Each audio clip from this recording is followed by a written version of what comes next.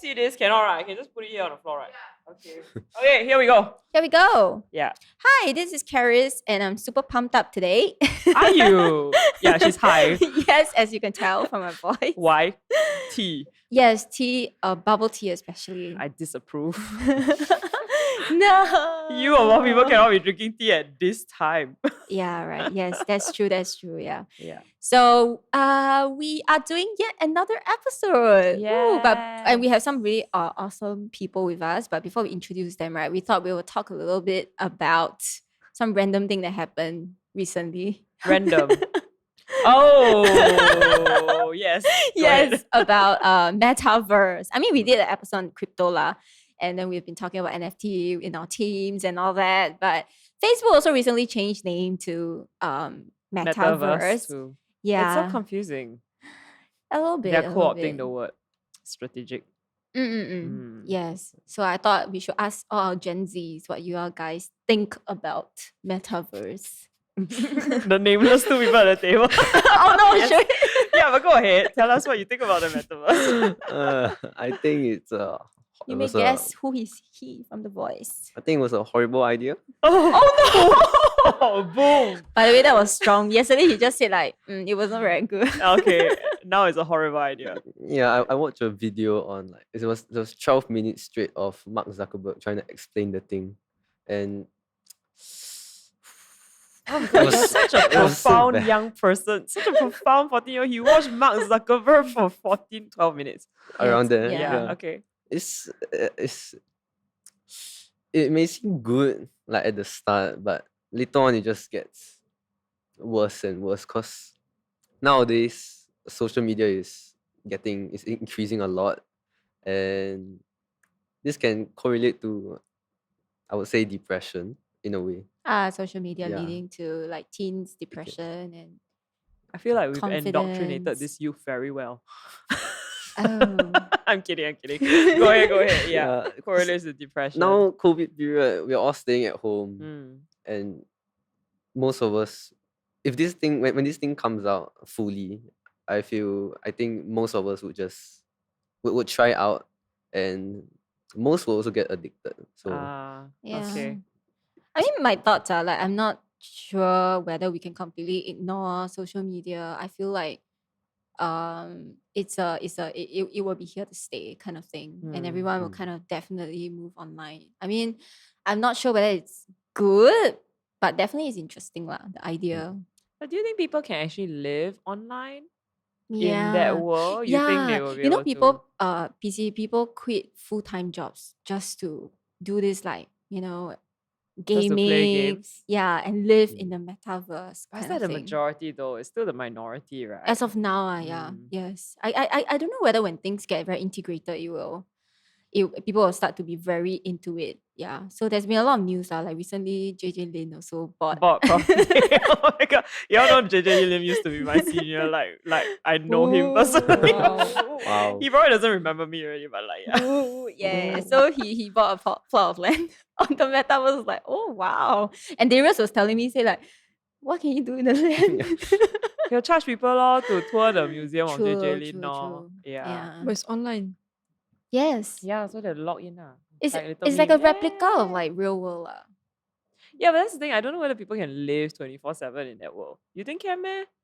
Like, cause now social media is like it's a phone that's attached to you in real life, so you scroll. But then you can't literally be unless you're weird lah. Yeah, true. Yeah, I think you it know takes what I mean? away too much from reality. A little bit, and you can't get the same feeling as being in person where I can touch you. But PC, I don't know. If people wants to escape, the cruelty of reality, Yeah. then I guess metaverse is like a utopia that they will be like, oh yeah, I want But to look, live we there. have this 14-year-old here who's like, no, it's not the same as real life. It's just very different. See, Gen Z is the hope for the future. Woo. Okay, so Yeah. so we thought we should introduce you guys already. Yes. So you guys can introduce yourself. Yeah. Who are you? Yes, hello, I'm Ashley. Hi, Ashley. Hi, I'm currently studying in JC1. I'm also on volunteers intern Yes. in TiVo. Yeah. So what do you do? So what I do is I'm part of the community experience team. CET and also Change Our World, COW. So it's like working on some Projects. projects that kind on both of that. Yeah. Yeah. Very good. Well done. You didn't say PA first. Yes, but she also happens to be Pastor's PA at the This is moment. my ex-PA and now she has returned to resume her position. She's taken back over from Aishu. She's taken a mantle over from I think her. Aishu is like, oh. Yeah. Oh, yeah, and she's also in our worship team playing the Yes. bass. She can Yes. play the keyboard also. So yeah, pretty awesome. Really And then awesome. we want to youth. move her to drums. She's the everything person. Yeah. So yeah, she said that she was involved in a lot of projects, right? So yeah, this Christmas COW has a new project, the Giving Yes. Tree. Yep. Yeah, that's on the Giving. Yeah, you should check it out. That's gonna Yeah. be quite cool. We'll Yep. raise money for Mm-mm. FDWs For in all my Singapore. friends. Yeah. Yeah, so go check that out. Yes, so there's Ashley. Hello. And Hello. don't be deceived. She looks so pint-sized, but she's 17. Already. Going 18 very soon. In a month's time. Oh my god, yeah, and yours share a birthday. Oh, yeah. Yes. So Yes. you quick high five each other. High five. You're getting older fast. So yeah, so Ashley has the same birthday as me. Yeah. Hello, my name is Darius. I recently Hello. turned 14. Wow, Yes. happy birthday. The Yeah, young it was a week one. ago. Yes. Yes, I love playing basketball. And Oh yeah, Ashley you also too loves love it. playing Yeah. basketball. Oh, It's from the basketball CCA. interesting. Wow. Yes. Wow. And I also like anime. Yeah. It's a Actually, trend. yeah. Yes, Darius is pretty new in TiVo. He's in so what, 1 year, 1 month. 1 year. Yeah, and a 1 few year months. ish. Yeah. But in this last 1 year, he's been involved with so many things. Despite being very new. Tell us what Mm. you've been doing. I've planned a lot of hangouts. Yeah, he Yep. did. I am Lead a lot of games. yeah. I'm part of the theater team this year. Wow, the Doing film, the film. team. Yeah. Yes. And I've started to surf with my CET. Oh yes. He's part of the community experience team, Mm. similar with Ashley. With the welcome and all that. So it's been pretty awesome. And just now we heard that you're interested in learning. Drum. Raymond is jumping up and down behind you right now. Woo! Yes, he's one of his best friend. Juha is a drummer, so so he wants to learn drum. Wow. Okay, so that's pretty awesome. So we have the both of them here with us because we are going to be talking about the art of learning. Yup. Yeah, we thought today we want to talk about the recent social media detox that we did in TiVo for 6 weeks. And during that period of time, we encouraged the whole church to read a book. Yes. Yeah, so and the both of them are here because they are Top readers. our top youth readers. Not just youth, but Yeah, the whole guys, team. they outread the leadership team. Oh, Especially the people over there. there. Yes. This is the third round, so we're giving them dirty looks for the third time. Yeah, really, Yeah. really impressive. Yes. Yeah, we will tell you they read 3 How many books. do you wrote? 3 books? Each of them, 3 books. yeah. And then they won merch. Yeah, they yeah. did. Yeah, so we want to talk about reading, we want to talk about learning today in our episode, in our podcast, because reading is very integral to our growth as a person. Yes. Learning, definitely. So one of the things that we always talk about in our leadership team is how leaders are learners. And we have to love to learn. And one of it is to read, to listen to podcasts, to listen to ideas, to listen to different thoughts and all that in order that your mind can expand and that you can grow to become a better leader. Yes. Yeah, so we thought we should tell you guys what is the book list that we gave to our team and TiVo. TiVo to read. So for the youth, we have 2 books. One is The Unquenchable Worshipper by Matt Redman. And the other one is For a New Generation, Reaching the Schools for Jesus, a book by Pastor Joakim. For everyone else in TiVo, a couple of books. One is Extravagant Worship, by Darlene Zschech. And then the other one, The Genius of Jesus. We don't have it here. It's Have it an on ebook. iPad. Yeah. It's really good. And the other one, Start With Why. That's the book that Simon Sinek. Simon Sinek. Everyone is. We've been talking about it even in our podcast, even in TiVo as well. Yeah. The last one, Grit, the Power of Passion and Perseverance. Yes. Yeah, but not just that. That's the book list that we gave the church to read. Yeah. But also the leadership team this year, we have a couple of readings. Ah. We will just mention it. We won't go into details. One of it is David and Goliath, Underdogs, Point. Misfits. Oh, yeah, sorry, Malcolm Gladwell, and then the other book he wrote was Tipping Point.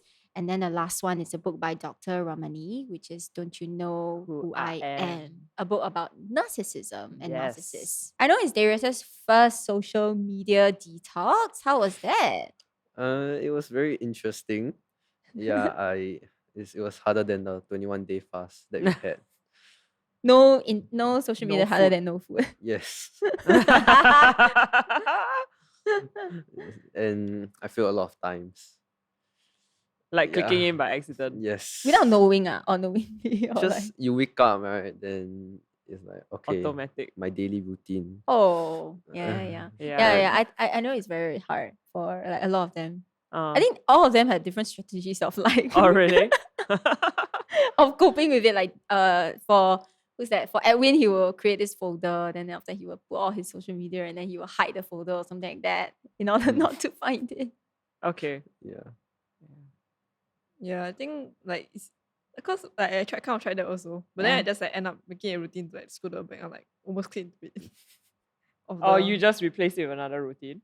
yeah. I end up Oh, with that's so another funny. routine. Okay. Yeah, but it will get better. So that's that. There is this first social media detox. Look at the pain on his face. But you will do it again next year. It gets easier. By the fourth time, you won't feel anything already.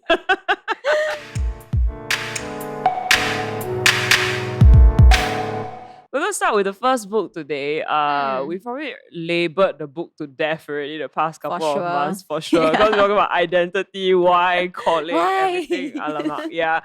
But we decided to go to the horse's mouth, this social media detox. Yes. And we decided to read one of the major books that we put out for the church. We'll start with Why by Simon Sinek. And I know Ash really took to that book, right? Yes. So tell us, what really stood out for you? Yeah, so what stood out to me was how it's important to communicate your why clearly. So for me, I've been trying to figure it out for the past few weeks. Me too. Because that's all we've been talking about. Me too.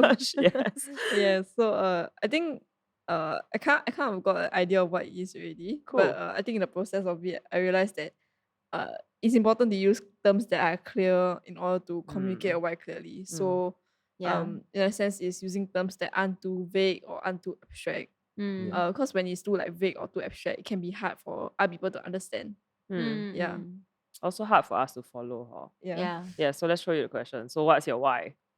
And I know you've done it because I gave you homework for it and I gave you a deadline. Tell us. I want to know. Yes, we want to know. So I think what's my why is to guide people through detailedness and by what's right. So detailedness in the sense of using admin to give structure in order to guide people, and by what's right in terms of justice to kind of like empower people and guide people in the right direction for their life. Guide people Like, to be good people. like good moral humans. compass in a sense. a bit. Cool. Awesome. Yeah, but that is very her lah, huh? Don't you think so? Yes. I think definitely admin is very. Yeah, because she's one of your pastoral admin department Yes, people. we did mention. Yeah, she is our zone's pastoral admin. She takes care of all our Excels. Yeah, and right now as my PA, she's And doing that systems. too, like trying to figure out how to train youth to have EQ and work in a team using administration. So Yeah, it and is she very likes her. organizing things in a structure and Yeah. filling gaps where there isn't a clear structure and all that. So Cool. Yes, totally you. So well done. I think that's a pretty great one for 17. For a 17-year-old to Yes, come out with to that. come out with Yeah, that really really. strong direction. Yeah, but I do think it will change a little bit as they grow. Like they'll narrow things down more or learn more about themselves Yeah, and broaden definitely. certain things. And sharpen it. Yes. It will definitely be more defined. Yeah. But the I general s- trajectory about leadership, Yeah. I guess that will be pretty much the same, right? Generally, yeah. And I think Mm. definitely we see there's a coinciding of her passion, her gifts, her skill set, what she's good Yeah. at, and what she enjoys. She lights out when she does admin. She really does. Look at her face. I asked her the other day, like, do you really like structure engineering? Wow. Yeah. Oh God, thank God. Finally, I have somebody that I don't have to do that anymore. The church is getting messy, so it's your job to settle it. But yeah. Yes. Yeah. We will get to Darius. Yes, Yes. there. Why soon? I do have a question Yeah. on how important is it for your why to be not abstract and clear, and you can say it with like just one sentence. Like, how important is it? Ooh, I think it's quite important. Very. Yeah, 'cause I think if it's too abstract, there's usually only two reasons. Like, one is you're actually not sure who you are. Or you're focusing too much on like certain what aspects of your life, like what you want to accomplish versus who you want to become. I think that's the key thing about the why. The why is about who you are versus the goals that you have. Like, even Yes. though part of the statement does have its goals inside, right? You want to train better people in life. But it's a very connected statement. It's not like I want to lead 20 people to be moral people, or something like that. Yep. Yeah. So I think it's quite important, like, to be clear. The clearer you are, the better. But I would also say you should hold every statement lightly, especially when you're younger. Yes. So come up with something so that you can make decisions for the next year pretty quickly about what you want to do with your life. But every year, maybe revise it and ask yourself whether it's still who you think you are. Yeah. So homework for today for Darius is to Yeah. figure your why. You haven't done my homework yet because I want haven't to met the know. youth yet. What is his why? Oh my God, so exciting. Can you imagine if they're like 14? They start Yeah, doing that's this? true. A lot Yeah. of them are starting so young and learning all this stuff that is going to be very helpful for their life. Yeah, I know. Yeah, but our whole team has been doing this Yeah. for a very long time. Like all our ministries and all our teams are all coming together to figure out why together. Yeah. So I guess that would be very exciting for next year when everyone has clarity on where they are heading and why they do what they do. Yeah, actually, PC, because they mentioned like our why shouldn't be too abstract, right? Then, in a sense, because in the book, Simon Sinek talks about using carrots and sticks to kind of like drive on organizational level a company. Yeah. So carrots in the sense of incentives and sticks in the sense of punishments. Yeah. Because but the thing is, because that's like too much of the what of things. Yeah. Then my question is whether when our why gets too abstract, should we actually turn to carrots and sticks to make it more like turn to carrots and sticks. like to make it more I think the point Simon Sinek was making was to avoid using carrots and sticks. So at all costs, you should like be turning towards the who and never towards the what. But I think he is really correct. Because I reflect back on our church too, when we're not clear on our identity, right? We tend to revert to carrots and sticks, incentives and punishment. Yeah. To get people aligned with culture and values and what we want to accomplish or profit margins that whatever that looks like, whether it's growth in church. Yeah, I do think we will tend to default to that. So I do think the powerful thing now about us really sitting down and doing that is that we don't have to rely on those things. I'm not saying they're not important. I think rewards, recognition, praise, encouragement are all good stuff. I do think sometimes having accountability and consequences is also good. Yeah. But I don't think they should be the first line of growing a church. I think it needs to come out identity and who God made us to be versus the other way around. And something deeper. Yes. Yeah, but I wanted to say that for youth, I think some sort of carrots and sticks is Yes. helpful. But you see, you think about it, maybe that is why sometimes when they're younger, it's partly age, right? You need to give them structure and boundaries. Yeah. But they're also at age where they don't know who they are yet, and they need to explore a lot of what things in order to decipher the why behind what they're doing. Like, why do I like to play basketball? Do I like the discipline of it? Yes, she does. Why do I like doing film? And what is it about it that makes me excited to do it? Yeah, so I think when you're young, you do have to explore the what to even begin to craft a why. Exposure gives you language and but the goal should words always be the why. And the more you know the why, the easier after the what becomes.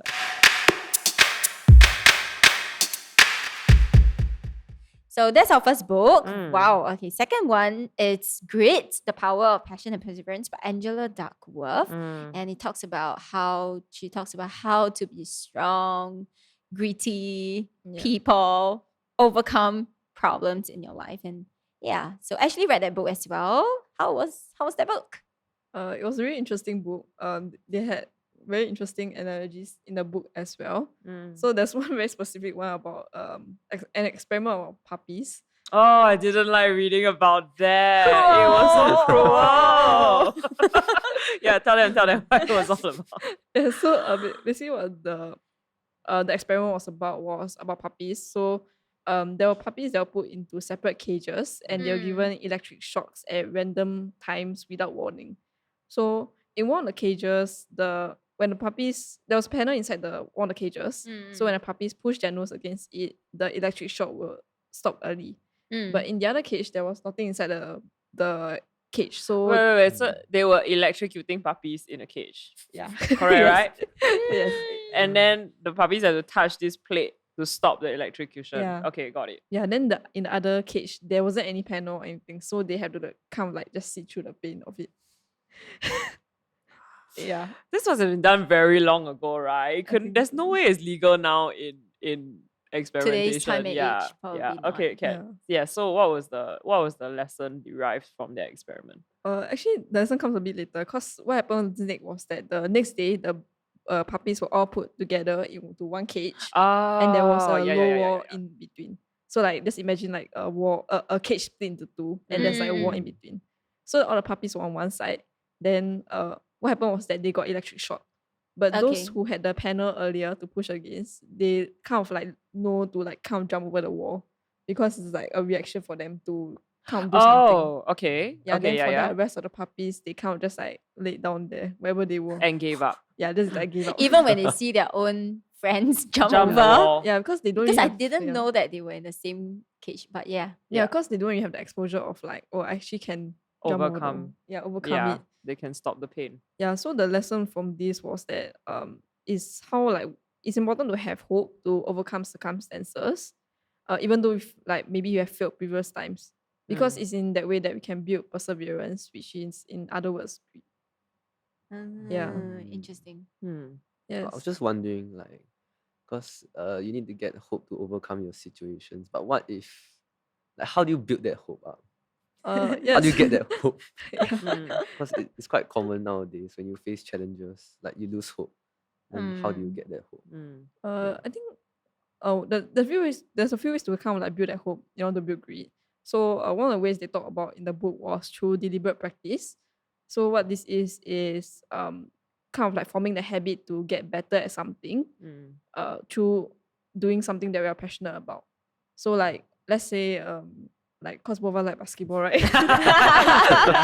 Yeah, so like if we like cause we're kind of passionate about it. So if we kind of like put in the practice to maybe every day like go to the basketball court and play 1 hour of basketball, it kind of like that deliberate practice to kind of like maybe improve on the shooting or improve the passing like of things, then it kind of like helps us to build grit because we keep trying at something and overcoming something lah. Yeah. Got Then I think the other way it's not through ourselves, it's kind of like from other people. So it's important to have parents or mentors around Role us. models. Yeah, role Yeah, models. that's right. She talked about that. Okay. Yeah, then they also play a role in terms of being supportive and demanding. So supportive in the sense of giving the space for let's say a child to grow, but also demanding by kind of like setting high expectations so they have like something to kind of aim towards and maybe even like put that deliberate practice into doing what they're passionate at.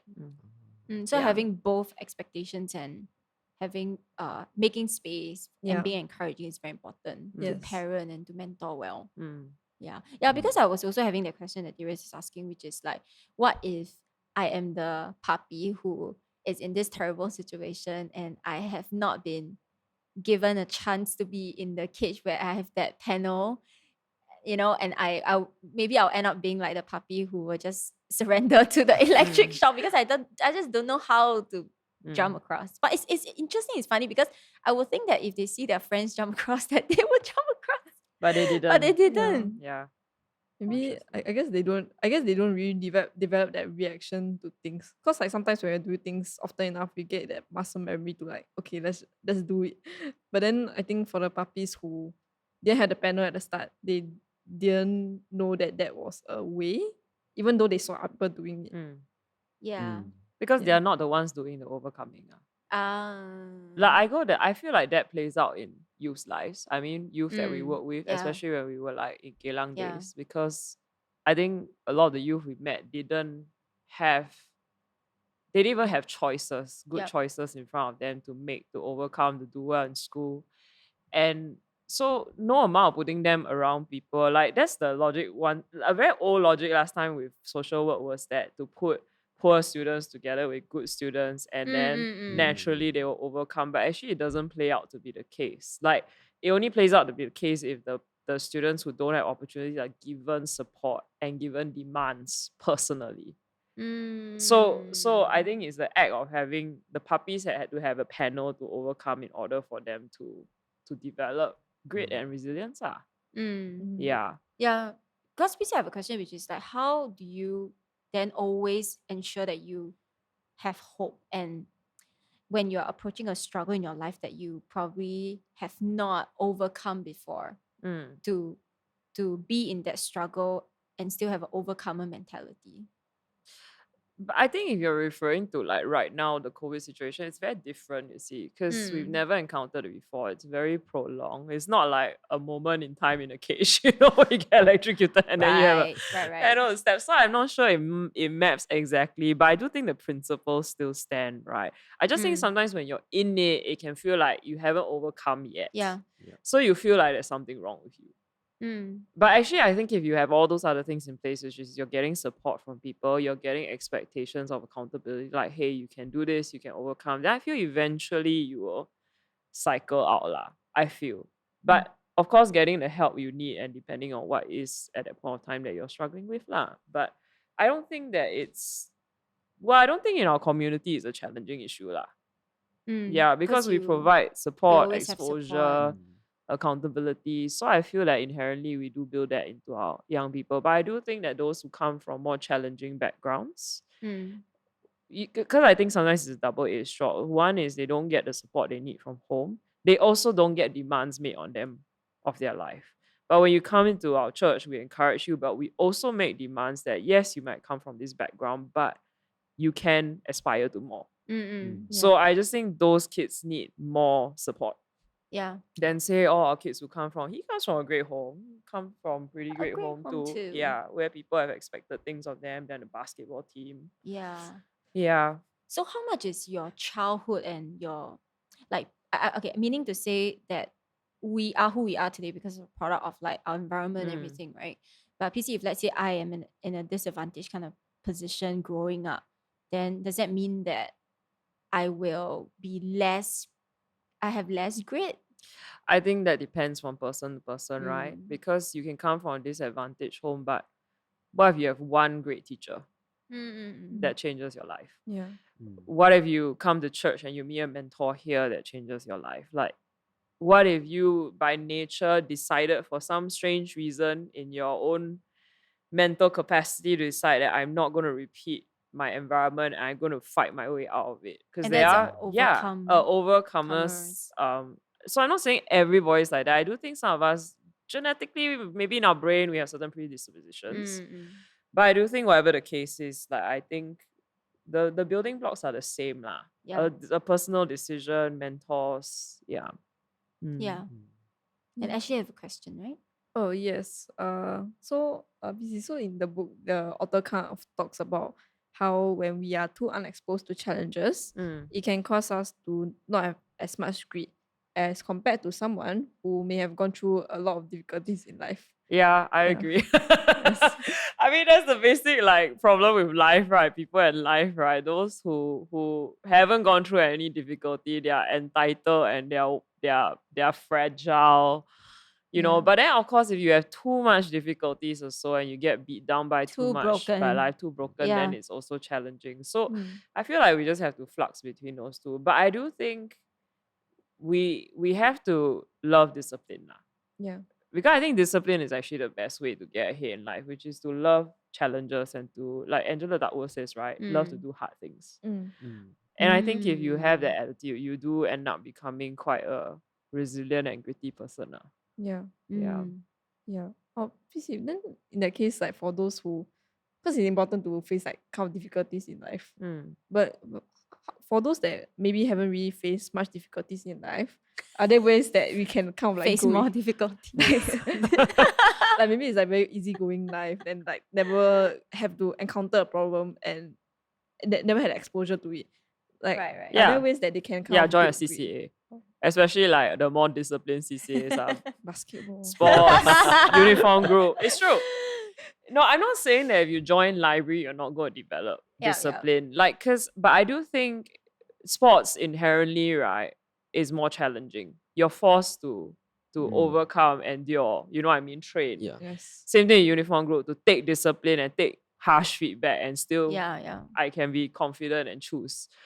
But library, I think you would have to be a person that goes, I love library and I'm going to work hard at this discipline of understanding books and arranging them a certain way in order to develop it. Because you could, a lot of CCAs they'll complain, right? Library has a lot of students who just sit there and do nothing. Yeah. Yeah, correct, right? So there are certain ecosystems that are better at producing grit than other ecosystems. Not that they cannot.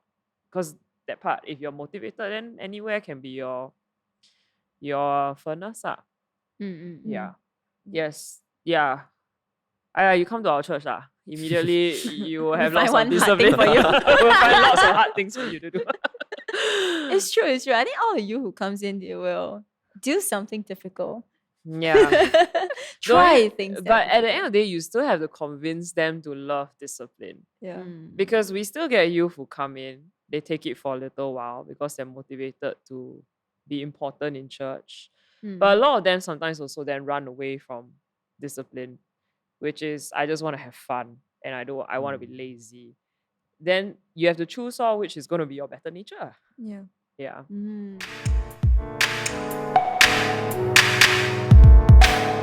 Moving on, we have another book which is awesome. This book is Genius of Jesus by Pastor Erwin, Raphael, McManus. Yes, and Ashley read that book again. Yes, her top book is really, really cool. I'm still in the midst of reading the book. I don't know if I remember anything from the book right now, but okay. But I have interesting thoughts. So Ashley, tell us more about the book. Yes, I really like this book. Aww. A lot of people did. Yeah. So basically what the book talks about is like how Jesus is the genius of many things. So it's like talks about how Jesus is the genius of good, genius of empathy. True. Yeah, empathy, beautiful. Yeah, then I think a few things I pick up from a book from the different chapters was how for one it's important to do what's good rather than what's right all the time. Because when we do what's good, it's more for others rather than it's for ourselves. Because we're like kind of thinking of others when we do good. But yet you pick right in your why statement. Yes, tell me more. Go on. For that, I think because like for doing what's right, it can tend to lean towards what is more like selfish in a sense, like you do it for yourself.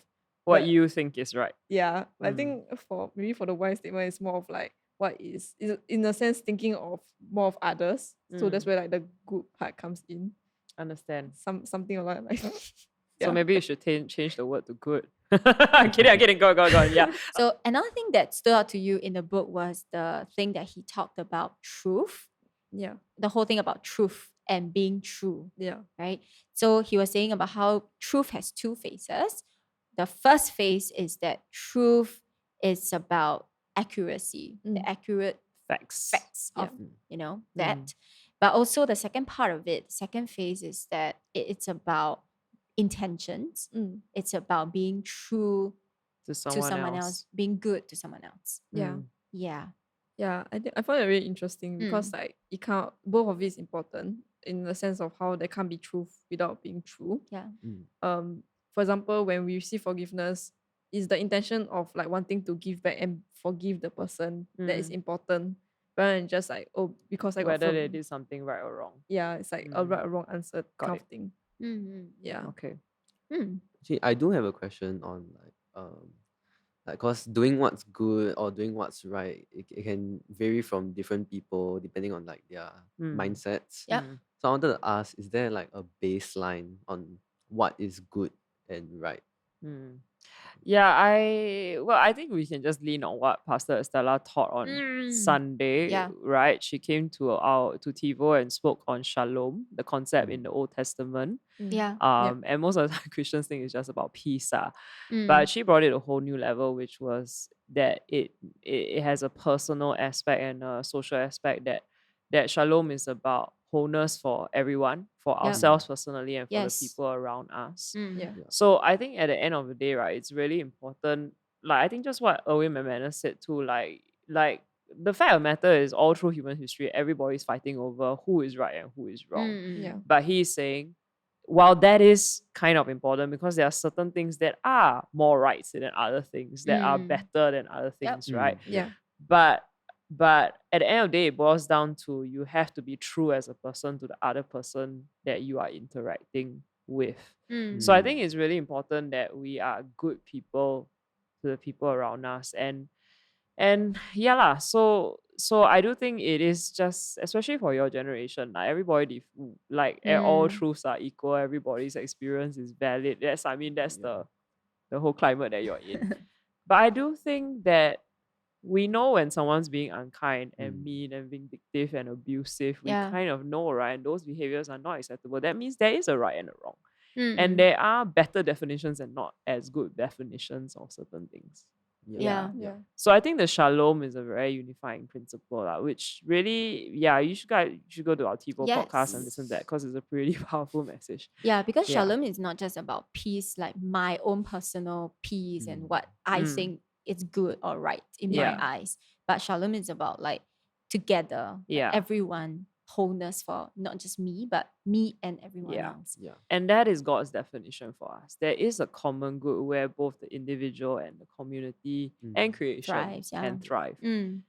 So I think was really cool. I think the other thing that was really cool that she said, right, Pastor Stella said, was to be an agent of Shalom. It does mean that while other people can cross certain lines in the way they treat other people, whether it's violently or meanly or being vindictive on social media, that for us, because we are God's people and we believe in Shalom, there are certain lines we cannot cross. Where we cannot be mean and vindictive and manipulative. Just because someone else. And just because we go, I think that I know what is right. I mean, that really will redefine a lot of things for fundamental Christians too. Like, so what if you're right? But if you're not being true to somebody else, like what McManus says, then it's useless. Yeah. PC, actually, for the like part about being true, actually, is there ways that we can teach it, even though there isn't really a way to tangibly count it? I think that's why I think it's so powerful that Pastor Stella came and she preached that message. Because having to personally tell someone they're wrong, right? Or they're not being a good person, very difficult, right? There's a place for when you can teach everyone. Everyone goes, oh yes, and then they start to live by a different code. Yes. Yeah. But I also do think you have to teach, youth to focus more on their personal relationships with people versus what's right and what's wrong. But I also think that there's a problem with, as the generations get younger, right, truth is becoming very abstract. Back to the identity thing, right? And like the way they define love, the way they define freedom. Our love is love, and freedom is just do anything, be myself, and that's the best way. I don't think so, because I think if your definition is that abstract, it's probably because you also don't know what true love is, and you also don't know what true freedom is. So I do think there needs to be some definitions and context there. So I think to teach you to do that more, think more deeply versus just, love is just love. Well, one of the things we're going to teach next year is I'm going to talk about loving honestly. I think there's a lot of just love is love and love passionately and love, all that kind of like the feeling of love and abstract poetry love. But I think one of the faces of real love is honesty between two people. I don't mean telling the truth all the time. I just mean I mean accountability and loving honestly and expressing your needs and taking care of other people's needs. There's an honesty and trust in good love. Yeah. Yeah. So maybe sometimes a good way to express it is like, what is good love and what is good freedom? Because there are bad forms of freedom and there are bad forms of love. Yeah. Yeah, true. Like freedom without accountability is is not exactly freedom. Yeah. Like self-care is awesome, but self-care without care for the people around you is also very Incomplete. dangerous. Yeah. Yeah. I think that's really true. Like even with the self-care part, like it's important to look out for both others and yourself.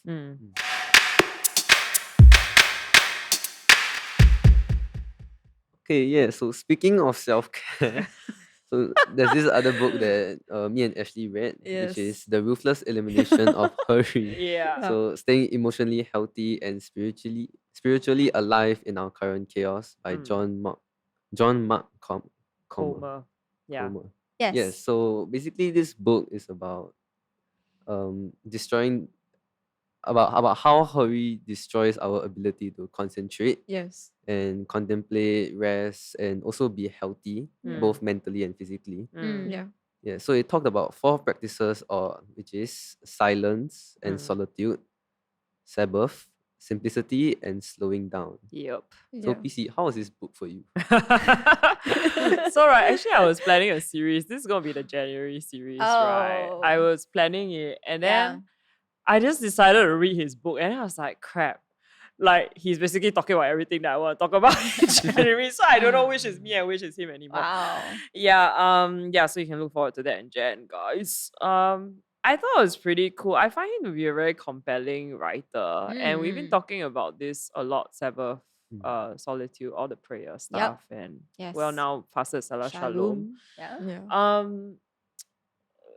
But I am conflicted because I don't know whether to put the book in our library.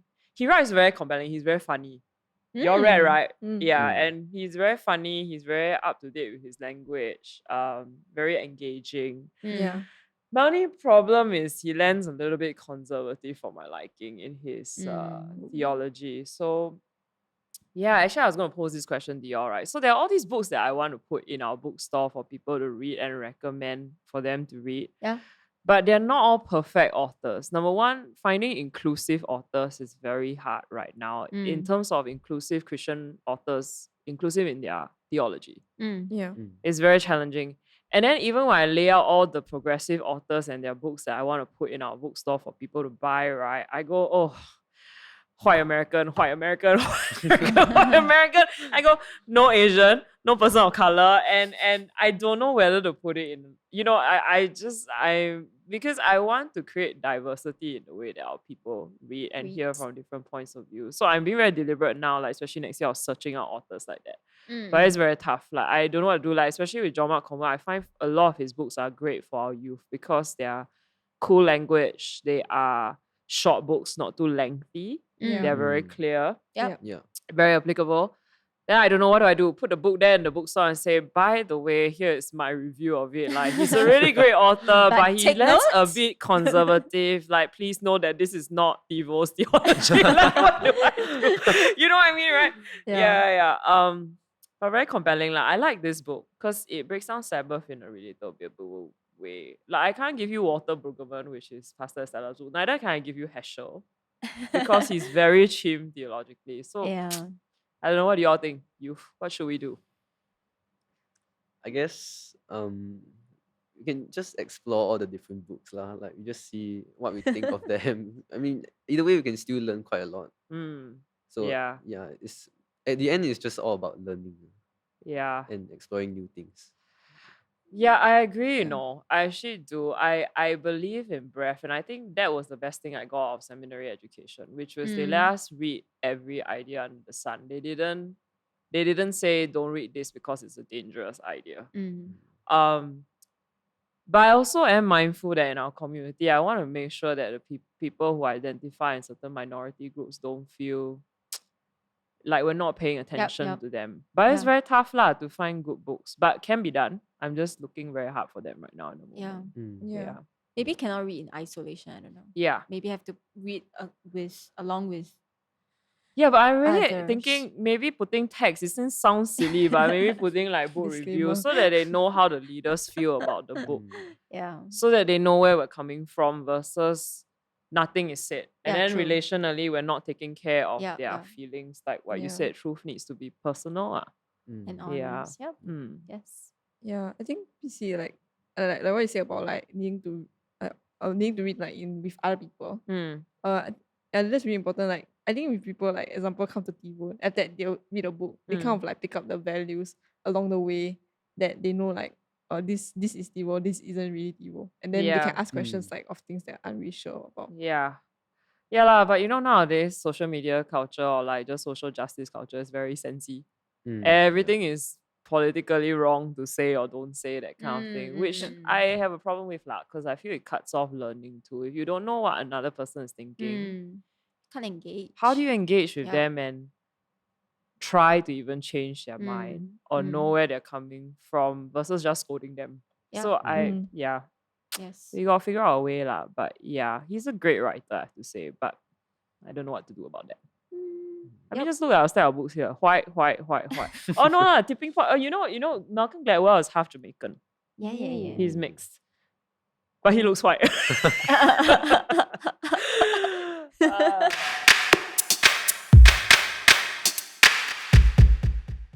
Finally, we're here at all the youth books. Yay! Yes. That Darius has read. Unquenchable Worshipper, Extravagant Worship, and For a New Generation. So Darius, tell us all the books that you've read and what stood out to you.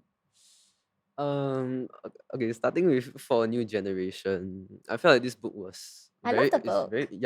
It's very interesting. Yeah, I love the It stories. provokes your That's your mind. favorite word, interesting. Yeah, go Interesting. on. Interesting. Tell us more. Because it talked about how school was the best period to like invite friends and also connect with them. It's true. Yeah. It is true. And also this book challenged me to take initiative to like talk to friends and connect with them. Yeah. So this book was it was really helpful. And also it also talked about how it was important to keep connecting with friends so that the relationship doesn't grow distant. And as a true friend, we can still like talk with them. And yeah. So actually I have a question related to this book about how like nowadays 2022 coming soon, social media is increasing like, a lot. This guy hates social media.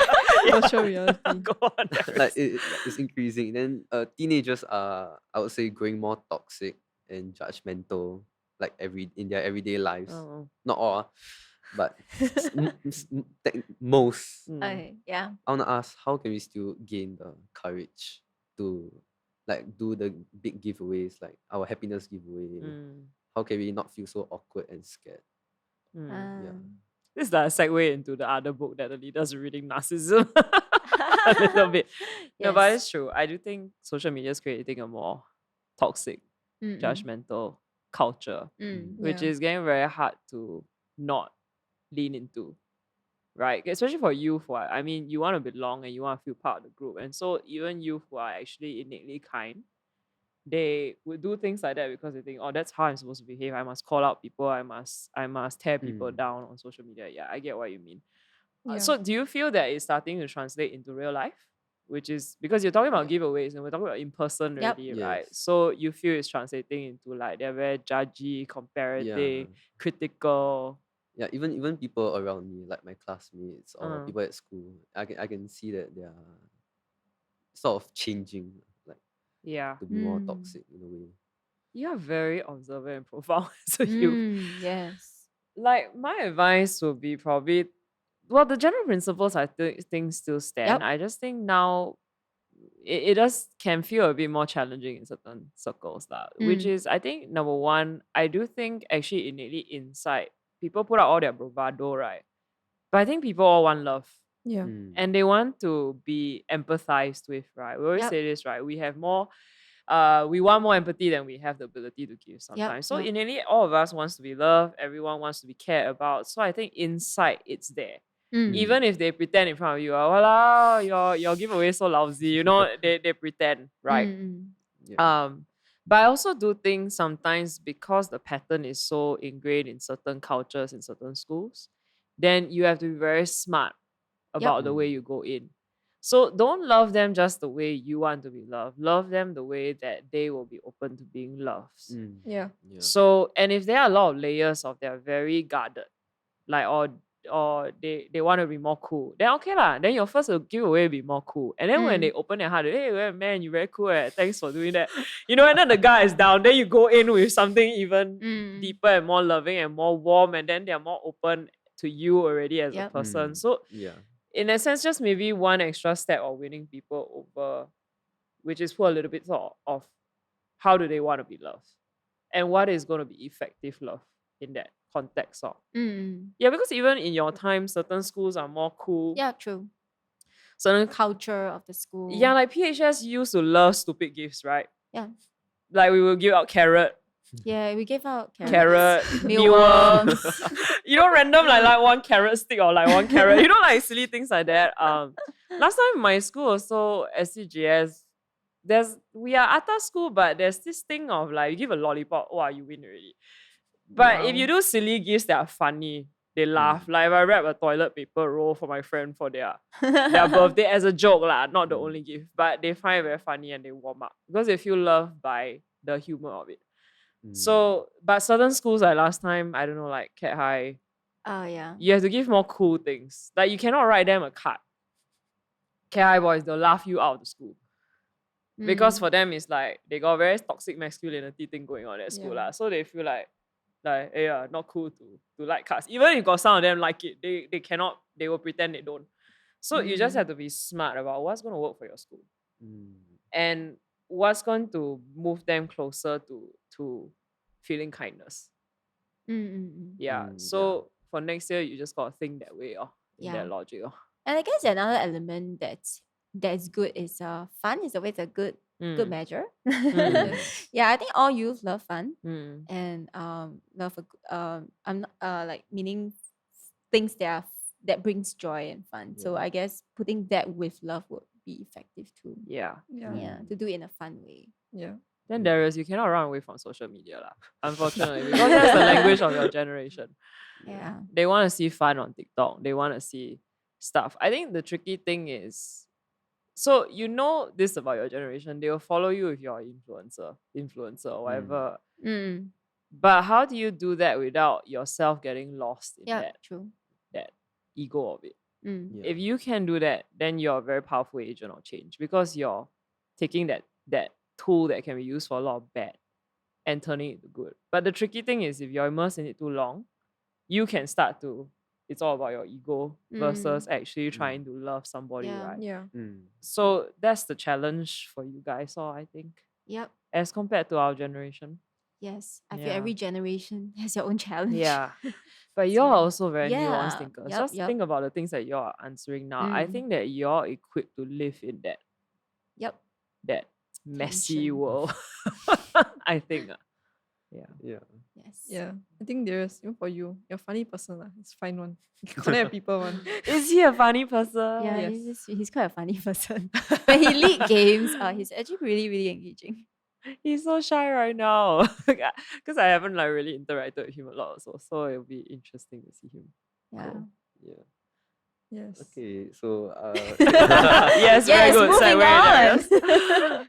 Okay, yeah, so moving on to Extravagant Worship. So this book was mainly about how like we need to have a good personal relationship with God. Yep. Yeah. Like especially for maybe worship team, like off the stage with by their own selves, they have to talk with God and grow close to Him. And I guess what really spoke to me in this book was how we needed to be open to listening to God. Like we need to have the mindset of we want to grow closer. Yeah. And after that, the main part is after we hear from God, we need to be obedient. Like, cause we need to just listen to Him and trust Him in a way. Yeah. So I guess another main part was how it talked about worshiping extravagantly is not just through our physical giving, Like we offer money, but through our own mindsets and actions, like how we want to treat others, talk to God. Yeah, that's basically it. And actually, I wanted to ask you, how is it like? Because you're on the worship team and you're also serving a lot. I want to ask, how do you still keep a close relationship with God in your own time, personally? Yeah. Okay, for the worship team part, I think one of the things we kind of thought is to have like kind of have a personal relationship with God, and also kind of like bring your personal worship to God, because like kind of like even though you're on a platform, like you're kind of like leading others into worship, but at the same time you want to connect with them on a personal level. So that's where like like bring your own personal worship to God comes from. So even though you're on the platform, yes, like you want to like kind of like I don't know, like raise your hands high, like jump together, clap together, that kind of thing. We also have to like come from the heart of wanting to worship God, because like that comes first more than like the playing or even the action of it. Yeah. Actually, for you, right? Since Here we go. for you, right? Because since like, because most of the time we usually like see like maybe the worship on stage, that kind of thing. Then for you, how do you find like that personal relationship with God? Like how do you learn to like, okay, I need to have a personal relationship with God also? I guess it starts with how like what you really want to do, like how sincere you are in wanting to know God. Like, cause as a new person coming to church, like for me, I guess it's more of like I want to know God. I want to be closer to Him. So that then it just starts with how sincere you are. Then in that how, translates to your relationship with Yeah. God. Oh, that's yeah, cool. like how honest, how you really want to have a close relationship with God. Yeah. I mean, I've been very impressed by you in terms of your worship life, because you joined the church in the middle of COVID, where the worship experience isn't the most vibrant that it ever has been. I mean, it used to be like off the charts, and we're used to years of off the charts, but somehow the batch of you guys coming in, a lot of you, especially you've managed to find your own walk with God. And you're so hungry for your own walk with God, and that amazes me, because it reminds me of when your leaders were younger and how y'all would meet together to pray, do quiet time on your own outside of church time. And I think that's one of the crucial things, right? So now one of your dreams, I assume, is to be on worship team, to be a drummer. Drummer.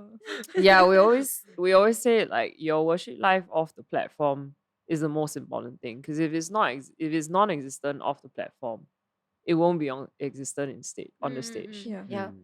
Because it's the same thing as smoking, right? You can't really smoke a non-existent worship life. It's like in school, you can't smoke if you're not prepared with whatever you're supposed to be prepared with. So I'm really amazed that you are seeking God on your own, and I hope you keep doing that for the rest of your life, because ultimately we talk about all this stuff, all this great learning that we're doing, but I think one of the greatest motivators for us as leaders is that because we are doing it for some divine purpose, and our relationship with God causes us to want to be better people. Yeah. Do you feel like you've grown the past 1 year? Well, I feel like Like I've changed a lot. known God? You feel you've changed a lot? You In feel what you way? changed a Yeah. lot? I mean, I like- only know you in this 1 year, so I can't say for sure. Tell us, who was before? Who's the Darius? What? That one was from 2020, like from 2020 December to January. I felt a very big change. Like it's just all of a sudden. Last time I used to do a lot of play a lot of games. Like I like I mean now I still play, but in that 1 month, I felt like everything just changed. Like even my music taste just changed all of a sudden. Yeah. And you feel like you've known God like a little better, a Definitely, lot yeah. better, A lot a lot better. better. And do you This feel past you're 1 year. motivated for something else now?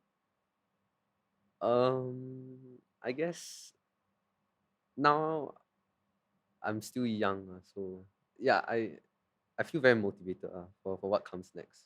Like when I grow older, Excited, yeah, expectant of yeah, what's coming. yeah, that I'm ready. Whoa!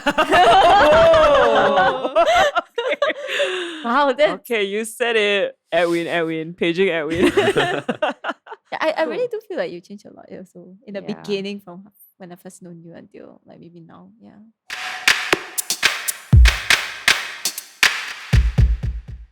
That's your second book. The third book. The third book is The Unquenchable Worshipper. Yeah. Yeah, this book is also quite similar to Extravagant Worship. Mm. It also talk about how we should worship God. And the main thing that spoke to me was a chapter where it talked about like when we experience something unfair in life, we shouldn't blame others or blame Yeah. God. And it talked about a story of it talks about the story of Fanny Crosby, who at a very young age of 6 weeks old, she lost her sight. But at the age of 8, she wrote her own song of praise. She wrote her first song of praise about how she was happy despite not being able to see.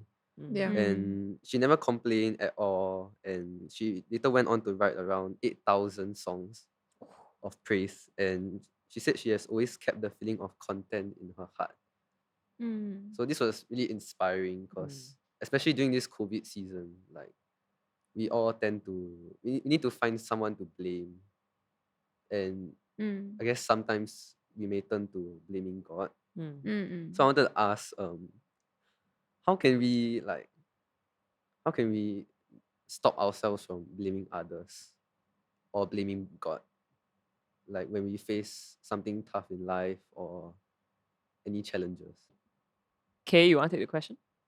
I guess definitely one thing is gratitude. Gratitude keeps your heart in the right space to be thankful. And I think the main thing about being thankful is also recognizing that whatever to recognize the good that you do have, and to recognize that, because I guess when people complain, it's like I deserve this, I deserve to have a better life, or I deserve something that other people have and I don't have. It's a attitude of like lack.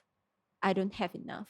But when you recognize that, oh, I do have a lot of good, I do have things that I don't deserve that people have given to my life, it keeps you in a place where you are grateful, and also it keeps you hopeful that you do receive, even though maybe you do have struggles, but it doesn't mean that, it doesn't take away the fact that you do have good people around your life, or you have good things that happen to you. PC. That was such a good answer. I went for the direct thing of just don't complain. Do not complain. No, I think okay, that being said, I do think that there's a place for expressing. I think it's important actually to express when you're having negative feelings and you're not doing well. But I think there's a good way to express those negative feelings. Like to share with a friend, to let it out, to talk to God about it. And God can handle our complaining. There's so much complaining in the Bible when we pray, honestly. But I do think it's very important that the objective of that complaining is to be honest about how you're feeling. But the goal is not to to be entitled, but to I want to move through this and I want to overcome and I want to be better and I want to not blame the people around me, because that one is very hard to. It's just a shift you gotta decide to make. Now, I'm not going to blame other people. I'm going to take responsibility for my own life. But it doesn't mean that no blame is assigned. I mean, if some things are bad, they're bad. Just call it like it is. Yes. But at the end of the day, and then, it's that thing of and then. And so the only thing that ends up, you end up harming yourself when you stay in that space of negativity perpetually. Yes, and you don't have shalom. Yeah, because it's not shalom, it's not wholeness. It's everything's coming. Your complaining is coming out of a very broken place that has no intention to be healed. So I do think, unfortunately, that one there is no magic answer. It is a choice of maturity we have to make and keep on making. Because I would say even the leaders, we have a tough time sometimes, especially during COVID, right? It is hard to feel grateful. Actually, it's been really challenging to be grateful this season. It's tough. because we're stuck. Church cannot move. But there are also still things to be grateful for when you sit in it long enough. Yeah. Like, I'm feeling very grateful now listening to the two of them. I'm Yeah. like, no, there are good things happening. Yeah. So I think Karis is right. You've got to purposely switch on gratitude, and we've got to have a discipline of mind to, yes, express ourselves, but move through it all. Yeah. Yeah. Yeah. But the other stuff about God, those questions of like, why does God allow suffering and all that? Those are questions that you will wrestle with for the rest of your life. But if you can find a way to, I guess again, it goes back to what Pastor Estella shared on Sunday, right? That instead of filling that gap with despair, you can choose to fill it with hope that there is Yeah. a promise in the Bible from Yeah. God that there is a journey that humanity is on, and it will get better. Yeah.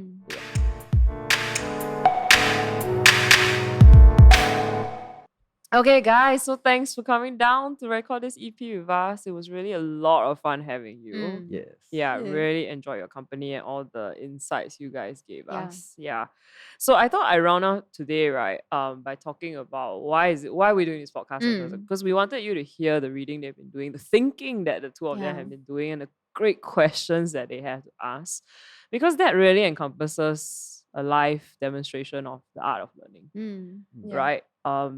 Which we believe in so much in our church. Yep. You know, we don't ask people to read for no reason, just to torture you and seem like we're very intelligent and studious church, but because it does create better people. Yep. And that in turn creates better leaders in our church. But I did think today I want to give you some tips to in 2022 to read even better and to learn even better. Okay. And I wanted to give you guys some four simple principles, or reasons why we read books or why we learn. Okay. Yep. Yeah. And the first one is, of course, all of us know this, recreation and interest. So we read a book because we're interested, because it's fun, because it's a topic that you are passionate about, because it relaxes you, whatever reason. And that's a good reason. But I do think learning is this step up phase with reading. And so the first principle I would say is it is important to bring some focus to your learning. Okay. Which means, for example, Tom Corley, who wrote this book about successful habits of successful people, he actually says one of the things he found across all successful people is that they actually devote regular reading time. In fact, 1 hour, I think it's 1 hour a day Yeah. to reading material that is relevant to their industry or their area of expertise, or in this case now we talk about our why, right? Yeah. Relevant to our why. Yep. Yeah. Because they grow in that area and they forward and progress in that area. So I think that's a very powerful thing. And that's one of the things that I'm trying to do in my life next year, which is to, instead of reading very broadly, which is what I did this year, because we're experimenting, we're thinking different ideas, stretching our ideas about church and community. But I do think next year I got to narrow it down and be very focused about what is it that I want to achieve from the reading that I study, or the books that I study, or the podcasts that I listen to. Yeah. Yep. The other thing about focus, I would say there's another aspect, which is sometimes because we are working in a team here in TiVo, right? That is also important to sometimes when we are reading certain books together as a team, read it together as a team. Because there's a certain force of power. Number one is accountability. It's easier to read books during social media detox than other times, right? Everybody's Because reading everybody's reading the same book. And then you get to discuss it and talk about it, and Yeah. you get to apply it together. So there's a power in that. So sometimes for me, last time with my mentors, I will go take pictures of their bookshelf and the books that are on their table when they're not in the office, just because I want to know what they're reading and what they're progressing in, so that I can progress in those areas at the same time. So the second thing I would say is bring some focus to your learning lah. Yep. Now, the third one would be the diversity piece. There are sometimes, though, it is good to step outside your usual focus. Because we can become very silo and very bubble in our learning. Then we just learn only one thing. Yeah.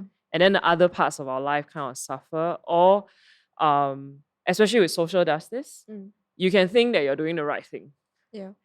When actually there are so many other ways to do it well and maybe even better than what you're used to. And that is where diversity comes in now. Yeah. So that is why for our church, it is so important that we deliberately find diverse authors from different backgrounds, because I don't want us to just become a duplicate of an American white person's perspective of God and community. Yeah. We want a global perspective. So that's where diversity comes in. There are times to burst the bubble. Yep. But the fourth thing is, what's my fourth thing, Kate?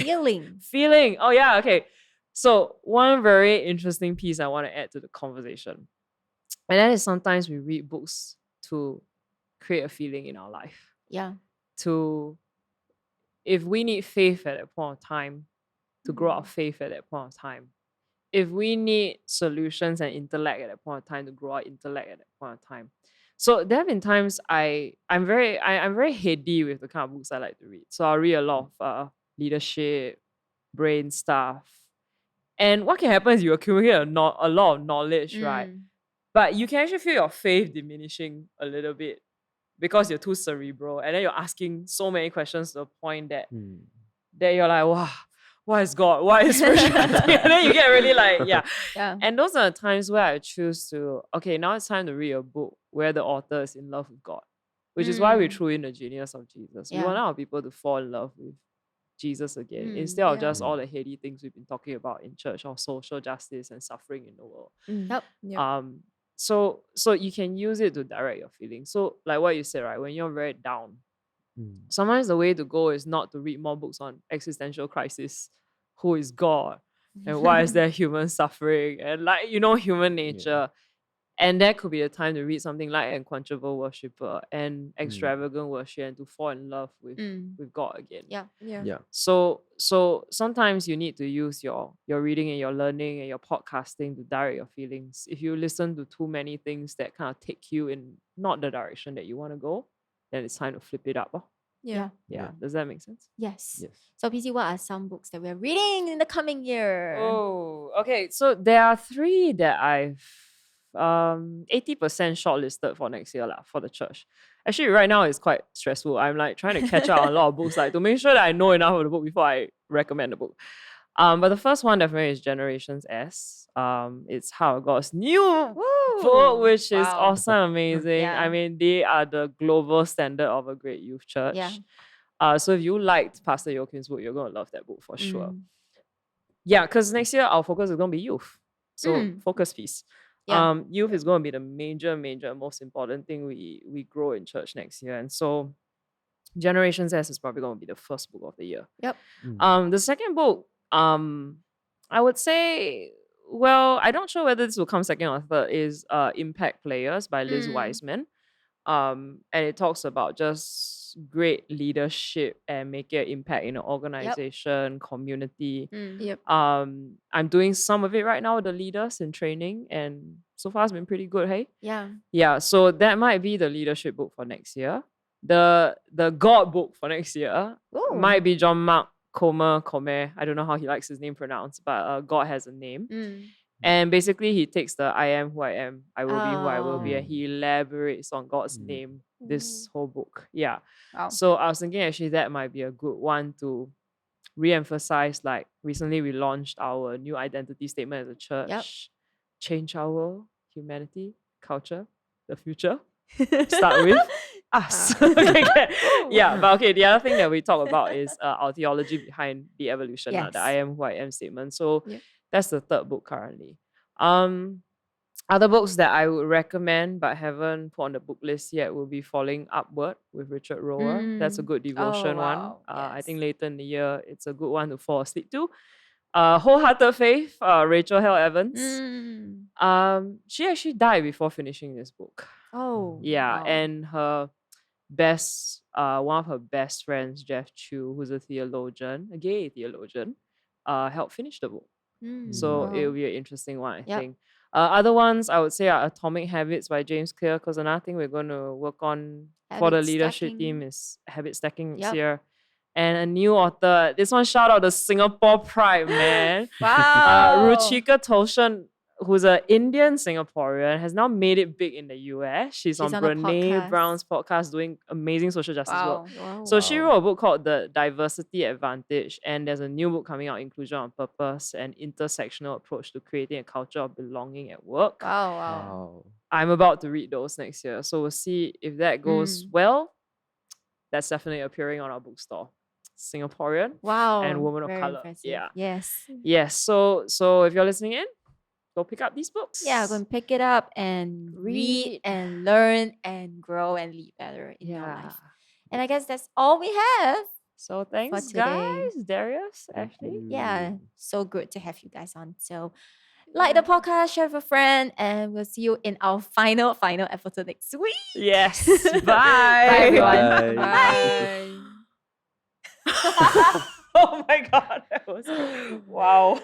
Oh my god. Good job, guys. Your first podcast. Yeah, Yes. it was